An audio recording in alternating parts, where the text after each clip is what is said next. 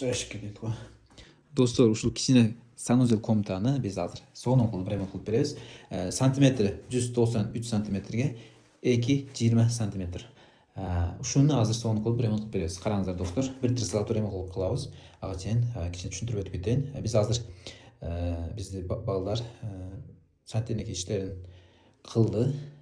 Анан пол стейшке кылды, тегиз кылып. Андан кийин штукатурка кылды. Бизден мурун башка устага штукатурка кылдырган экен. Кичине жакшы тегиз кылбаган экен. Биз башкаттан подмаяк тегиз кылып штукатурка кылдык. Достор, азыр карап туруңуздар, азыр сонун кылып сиздерге бир тырсылап өтүрүп коебуз. Кана 1 2 3 кана кеттик. Мынакей достор, бүттү. Эми азыр сиздерге бир түшүндүрүп өтөйүн. Эшиктен киргенде ушундай радиатор коюп бердик. Анан оң жакта ушундай унитаз, үстүндө эскич жалап бердик.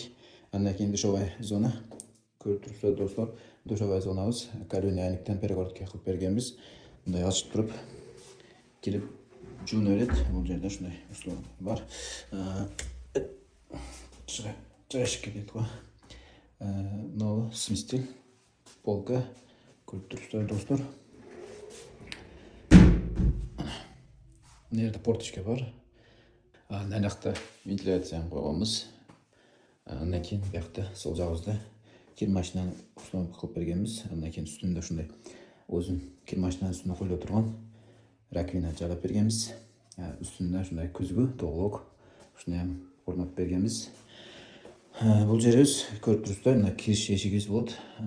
Эшиктен киргенде ушу полный ушундай жалаштырып бергенбиз. Бuyakта топли полдардан бар, жылып атат, сонун болуп. Андан тышкары мына радиатор коюлган. Топли пол өзү жетиштүү болбойт кыштын ортосунда. Ошон үчүн радиатор кошумча болсо дагы сонун болуп, ысык болот. Полдорубуз матовый кафе болгон, дебалдарыбыз дагы матовый кафе болгон. Көрүп тургандардай. Потолокторубуз натяжной потолок болгон, ол дагы матовый. Эгер достор сиздерге ушул кылган ишибиз жаккан болсо, лайк басып кетиңиздер.